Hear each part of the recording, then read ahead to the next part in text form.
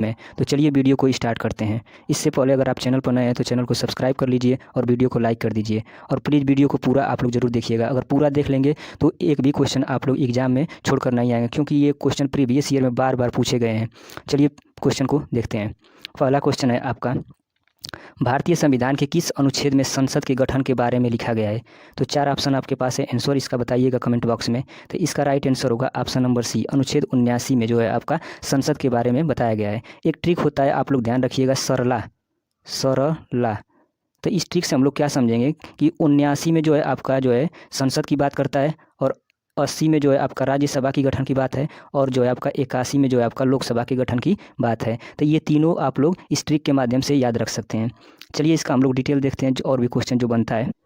देखिए, अनुच्छेद 79 जो है आपका संसद के गठन से संबंधित है, अनुच्छेद 80 जो है राज्यसभा के गठन से संबंधित है, और अनुच्छेद 81 जो है आपका लोकसभा के गठन से संबंधित है। ये आपका इंपॉर्टेंट है। उसके बाद एक और इम्पोर्टेंट है अनुच्छेद 76, जिसमें भारत का महान्यायवादी का जो है आपका अनुच्छेद 76 में इसका बात है। ठीक है, और आगे बढ़ते हैं।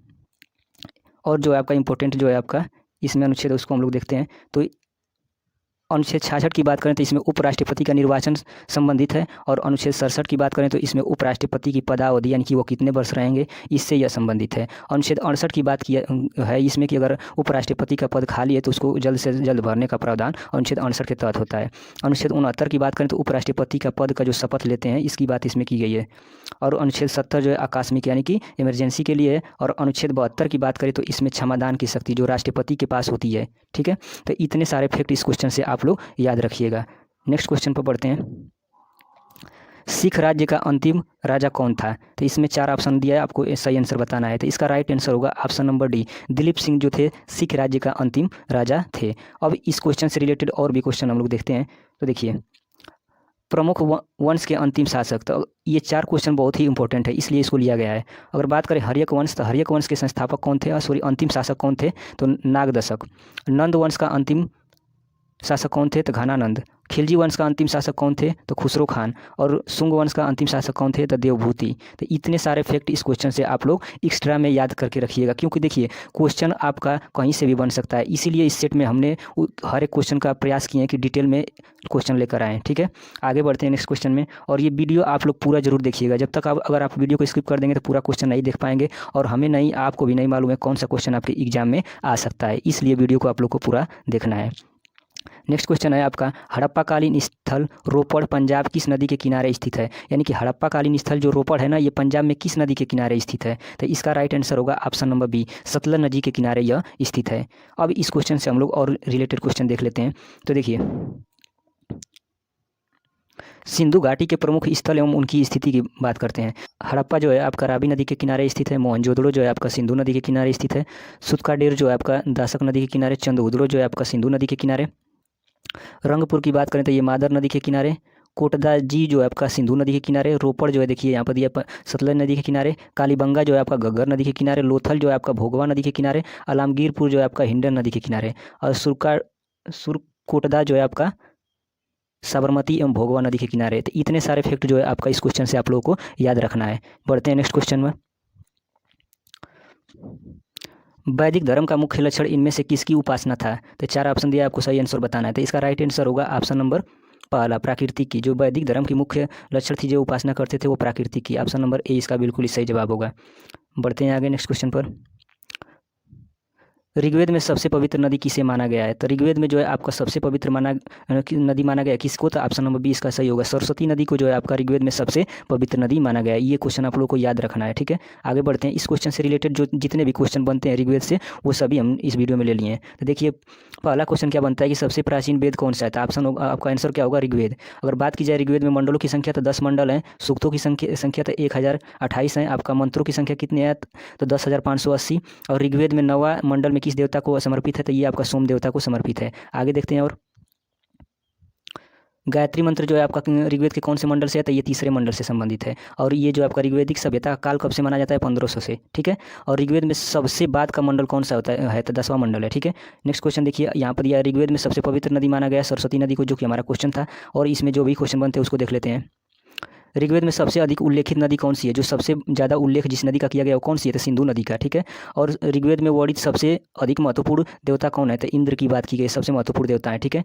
ऋग्वेद में बाद में जोड़े गए मंडल कौन कौन से हैं? तो पहला मंडल बाद में जोड़ा गया था 10वां मंडल। और एक और क्वेश्चन बनता है आपका, सबसे पुरानी भारतीय दवा आयुर्वेद का वर्णन किस वेद से संबंधित है? तो इसका राइट आंसर होगा अथर्ववेद। तो इस क्वेश्चन से लेकर आपको इतने क्वेश्चन आपको याद रखना है। नेक्स्ट क्वेश्चन, मानव वयस्क के मस्तिष्क का वजन लगभग है, जो वयस्क लोग होते हैं उनके मस्तिष्क का वजन कितना होता है? तो इसका राइट आंसर ऑप्शन नंबर ए होगा, 1200 से 1400 ग्राम होता है। आगे नेक्स्ट क्वेश्चन, विटामिन बी 2 का अन्य नाम क्या है? तो इसका राइट आंसर होगा option number C, riboflavin. Riboflavin जो है आपका विटामिन बी 2 का नाम है, ठीक है। अब इस क्वेश्चन से रिलेटेड और 4 को हम लोग देख लेते हैं फैक्ट। तो देखिए, विटामिन ए की अगर बात की जाए तो इसका रासायनिक नाम क्या होता है? रेटिनाल। और इसके कमी से रोग कौन सी होती है? रतौदी। विटामिन बी की बात की जाए तो इससे जो है आपका इसका रासायनिक नाम क्या है? थायमिन। और इसके कमी से रोग होता है बेरी। विटामिन सी की बात की जाए तो स्कार्बिक एसिड इसका रासायनिक नाम है। और रोग कौन होता है इसकी कमी से? तो मसूड़ों का फूलना। विटामिन डी की बात करें तो कैल्सीफेरॉल। और जो है विटामिन डी की कमी से रिकेटस यानी सूखा रोग होता है। तो इतना सारा फैक्ट इस क्वेश्चन से आप लोगों को याद रखना है। वीडियो कैसा लग रहा है आप लोग कमेंट करके जरूर बताइएगा। हड़प नीति के अंतर्गत न हड़पा जाने वाला राज्य था? तो इसका राइट आंसर होगा ऑप्शन नंबर ए, अवध जो था आपका इस नीति के द्वारा न हड़पा जाने वाला राज्य था। ये इसका बिल्कुल ही सही जवाब होगा। किस भाषा का ज़्यादा प्रयोग बौद्धवाद के प्रचार के लिए किया गया है? तो इसका राइट आंसर होगा पाली भाषा। पाली भाषा का सबसे ज़्यादा प्रचार जो है आपका बौद्धवाद के प्रचार के लिए किया गया है। तो सी इसका बिल्कुल ही सही जवाब होगा। आगे बढ़ते हैं, बुद्ध के गृह त्याग का प्रतीक क्या है? तो जब बुद्ध जो है आपका गृह त्याग का प्रतीक क्या था? इसका राइट आंसर होगा ऑप्शन नंबर ए, घोड़ा। अब इनसे रिलेटेड 4 क्वेश्चन एक्स्ट्रा फैक्ट हम लोग देख लेते हैं, ठीक है। ये फैक्ट इसलिए लिया गया क्योंकि एग्जाम में ये क्वेश्चन बनता है। देखिए, कमल जो है ना वो उनके जन्म से संबंधित है। जो कमल प्रतीक है उनके जन्म से संबंधित है। घोड़ा जो प्रतीक है उनके गृह त्याग से संबंधित है। और पीपल जो है प्रतीक है ज्ञान प्राप्ति से। स्तूप जो है उनकी मृत्यु से संबंधित है। तो इतना 4 फैक्ट आप लोग को एक्स्ट्रा में याद रखना है। आगे बढ़ते हैं, महावीर स्वामी का जन्म कहाँ हुआ था? तो इसका राइट आंसर होगा ऑप्शन नंबर ए, कुंडग्राम में जो है आपका महावीर स्वामी का जन्म हुआ था। निम्नलिखित में से प्राचीनतम राजवंश कौन सा है? तो इन 4 ऑप्शन में से आपको बताना है कि सबसे प्राचीनतम राजवंश कौन सा है। तो इसका राइट आंसर होगा ऑप्शन नंबर ए, मौर्य राजवंश जो है आपका सबसे प्राचीनतम राजवंश है।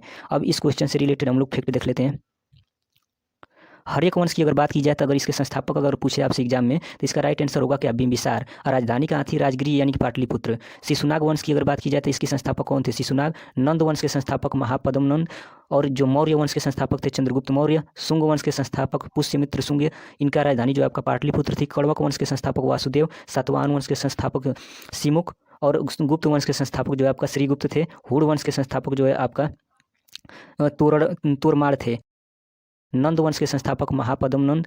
और जो मौर्य वंश के संस्थापक थे चंद्रगुप्त मौर्य। शुंग वंश के संस्थापक पुष्यमित्र शुंग, इनका राजधानी जो है आपका पाटलिपुत्र थी। कड़वक वंश के संस्थापक वासुदेव। सातवाहन वंश के संस्थापक सिमुख। और गुप्त वंश के संस्थापक जो है आपका श्रीगुप्त थे। हुड़ वंश के संस्थापक जो है आपका तोरमाड़ थे। और इनकी राजधानी कहाँ थी? सियालकोट। तो इतने सारे क्वेश्चन आप लोग को एक्स्ट्रा में याद रखना है क्योंकि क्वेश्चन कहीं से भी बनेगा। नेक्स्ट, सांची का सपूत किसने बनवाया था? इसका राइट आंसर होगा अशोक ने। अशोक ने जो है आपका सांची का स्तूप बनवाया था। आगे बढ़ते हैं, ये क्वेश्चन देखिए, निम्नलिखित में से तंत्रिका तंत्र का कौन सा भाग आंतरिक क्रियाओं को नियंत्रित करता है? तो इसका राइट आंसर आपको 4 ऑप्शन में से बताना है। तो इसका right answer option number B होगा, प्रमस्तिष्क इसका बिल्कुल ही सही जवाब होगा। आगे बढ़ते हैं, किस राज्य को धान का कटोरा कहा जाता है? तो इसका राइट आंसर होगा ऑप्शन नंबर ए, छत्तीसगढ़ को धान का कटोरा कहा जाता है। अब इसके बारे में डिटेल में थोड़ा सा हम देख लेते हैं। देखिए, 5 नदियों की भूमि किसे कहा जाता है? पंजाब को। झीलों का नगर किसे कहा जाता है? श्रीनगर को। भारत का स्विट्जरलैंड कश्मीर को। सोल्ट प्रदेश गुजरात को। मसालों का बगीचा केरल को। सोया प्रदेश किसे कहते हैं? मध्य प्रदेश को। 5 नदियों की भूमि पंजाब को।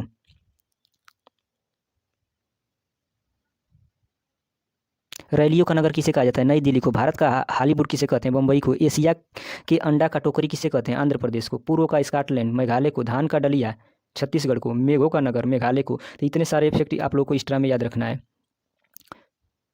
सामाजिक व्यवस्था और सुरक्षा और बचाव का उल्लेख संविधान के किस अनुच्छेद में किया गया था? इसका राइट आंसर होगा ऑप्शन नंबर ए, अनुच्छेद 36 में। और कुछ अनुच्छेद आप लोगों को याद रखना है, जैसे अनुच्छेद 14 की अगर बात करें जो कि इंपॉर्टेंट है, तो इसमें बताया गया विधि की समझ समानता। अनुच्छेद 15 में बात की गई है आपकी धर्म जाति लिंग वंश और जन्म स्थान के आधार पर भेदभाव का निषेध। अगर बात कीजिए 16 का अनुच्छेद 16 की बात करें तो इसमें लोक नियोजन में अवसर की समानता की बात किया गया है। अनुच्छेद 17 में अगर बात करें तो अस्पृश्यता का अंत है। और अनुच्छेद 18 में बताया गया उपाधियों का अंत। अनुच्छेद 19 में जो है आपका प्रेस की स्वतंत्रता से संबंधित है। और अनुच्छेद 40 भी इंपॉर्टेंट है, जो कि क्या है, ये आपका ग्राम पंचायतों का गठन से संबंधित है। अनुच्छेद 72 की अगर बात करें तो ये जो होता है आपका राष्ट्रपति को क्षमादान की शक्ति होती है, इससे संबंधित है। तो इतने सारे आपको एक्स्ट्रा फैक्ट याद रखना है। बढ़ते हैं नेक्स्ट क्वेश्चन पर। राज्यपाल नियुक्त होने के लिए न्यूनतम आयु कितनी होनी चाहिए? कोई भी व्यक्ति अगर राज्यपाल बनेगा तो उसकी कम से कम कितनी वर्ष उम्र होनी चाहिए? तो इसका right answer option number C 35 वर्ष होना चाहिए। अगर देखिए, अगर राष्ट्रपति पूछे तो भी 35 वर्ष आंसर होगा, उपराष्ट्रपति पूछे तो भी कितना होगा 35 वर्ष, और राज्यपाल पूछे तो भी कितना होगा 35 वर्ष। यानी कि राष्ट्रपति, उपराष्ट्रपति और राज्यपाल तीनों की न्यूनतम आयु जो होती है 35 वर्ष होनी चाहिए।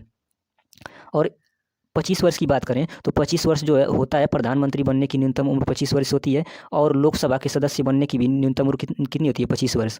राज्यसभा के सदस्य बनने की जो है न्यूनतम उम्र 30 वर्ष होती है। तो इतना सारा फैक्ट आप लोगों को एक्स्ट्रा में याद रखना है। आगे बढ़ते हैं। विधान परिषद के प्रत्येक सदस्य का कार्यकाल कितने वर्षों का होता है? तो इसका right answer option number B होगा, 6 वर्षों का कार्यकाल होता है। आगे बढ़ते हैं। सर्वाधिक मतदाताओं वाला दुनिया का इकलौता देश कौन सा है? तो इसका right answer option number B, Bharat जो है आपका सर्वाधिक मतदाताओं वाला देश है। नेपाल देश की संसद का नाम क्या है? तो देखिए, संसद से भी क्वेश्चन पूछता है, तो इसका right answer option number C होगा, राष्ट्रीय संसद। अब देखिए, विभिन्न जो आपका इंपॉर्टेंट संसद है उससे हमने क्वेश्चन ले लिया है, तो ये भी देख लेते हैं, ठीक है। भारत का तो आप लोग जानते ही हैं, संसद ये। रूस की ड्यूमा, स्पेन की कोर्टेस, ब्रिटेन की पार्लियामेंट, जर्मनी की बुंडसगेट, और आपका मंगोलिया का खुरल, ईरान का मजलिस, ताइवान का युआन, इजराइल का नेसेट, और पाकिस्तान का नेशनल असेंबली, नेपाल का राष्ट्रीय पंचायत, और मिस्र की बात करें पीपुल्स असेंबली, चीन की बात करें नेशनल पीपुल्स कांग्रेस, फ्रांस की बात करें नेशनल असेंबली, बांग्लादेश की जातीय संसद, आयरलैंड का डेल आयरन, और उसके बाद मलेशिया की बात करें तो दीवार निगारा, और अफगानिस्तान का शोरा। तो इतने सारे आप लोग को याद रखना है। आगे बढ़ते हैं।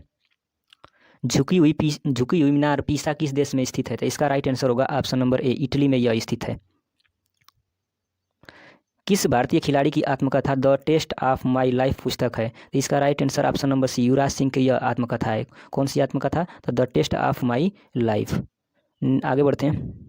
देखिए, कुछ इंपॉर्टेंट खिलाड़ियों के आत्मकथा देख लेते हैं। एस अगेन डॉग्स, तो इस पुस्तक के जो है आपका लेखक, पुस्तक किसकी है? सानिया मिर्जा की। Playing to win, Saina Nehwal की। अनब्रेकवेल पुस्तक मैरी कॉम। इम्परफेक्ट पुस्तक संजय मांझेकर। और सिक्स मशीन जो है आपका क्रिस गेल। तो इतने सारे इंपॉर्टेंट क्वेश्चन आप लोग को याद रखना है। आगे बढ़ते हैं। यूनानी विदेशी यात्री मेगास्थनीज चंद्रगुप्त मौर्य के शासनकाल में भारत कब आया था? तो इसका राइट आंसर होगा ऑप्शन नंबर ए, 305 ईसा पूर्व में। स्वयं को खलीफा घोषित करने वाला पहला सुल्तान कौन था? तो इसका राइट आंसर होगा option number A, Mubarak Shah Khilji. Anantnag झील किस राज्य में स्थित है? तो इसका राइट आंसर होगा option number C, Jammu Kashmir में। अब झील से कुछ इंपॉर्टेंट क्वेश्चन देख लेते हैं जो कि हमेशा एग्जाम में पूछता है। डल झील अगर पूछे तो ये जम्मू कश्मीर में, उलर झील जम्मू कश्मीर में, बैरीनाग झील जम्मू कश्मीर में, मानस बल झील जम्मू कश्मीर में, शेषनाग झील जम्मू कश्मीर, अनंतनाग झील जम्मू कश्मीर, नागिन झील जम्मू कश्मीर, राजसमंद झील जो है आपका राजस्थान, पिछौरा झील राजस्थान, लूनकरणसर झील जो है आपका राजस्थान, जयसमंद झील जो है आपका राजस्थान, फतेह सागर झील राजस्थान, डिडवाना झील राजस्थान, लोकटक झील मणिपुर। तो इतने सारे आप लोगों को एक्स्ट्रा फैक्ट याद रखना है। किस महापुरुष की समाधि स्थल को शक्ति स्थल कहा जाता है? तो इसका राइट आंसर होगा option number B, Indira Gandhi के समाधि स्थल को शक्ति स्थल कहा जाता है। अब देखिए, कुछ और भी इंपॉर्टेंट क्वेश्चन देख लेते हैं। तो महात्मा गांधी का जो आपका समाधि स्थल को क्या कहा जाता है? राजघाट। और पंडित जवाहरलाल नेहरू के समाधि स्थल को शांतिवन, लाल बहादुर शास्त्री के समाधि स्थल को विजय घाट कहा जाता है। इतना सारा फैक्ट आप लोगों को एक्स्ट्रा में याद रखना है। लोकसभा के चुनाव के लिए पात्र होने के लिए न्यूनतम उम्र क्या है? लोकसभा का अगर कोई चुनाव लड़ना चाहता है तो उसके लिए न्यूनतम उम्र कितनी होनी चाहिए? तो इसका राइट आंसर होगा ऑप्शन नंबर ए, 25 वर्ष। अगर 30 वर्ष की बात करें तो राज्यसभा के सदस्य बनने के लिए जो आपका 30 वर्ष की उम्र होनी चाहिए। 21 वर्ष होता है ग्राम पंचायत का मुखिया बनने के लिए, 21 वर्ष। 18 वर्ष होता है आपको वोट देने के लिए। तो इतने सारे फैक्ट आप लोगों को याद रखना है। तो आज का इस सेट का ये फाइनल क्वेश्चन था। तो आप लोग को ये सेट कैसा लगा कमेंट बॉक्स में कमेंट करके जरूर बताइएगा, और अपना ख्याल रखिए। तब तक के लिए जय हिंद, जय भारत।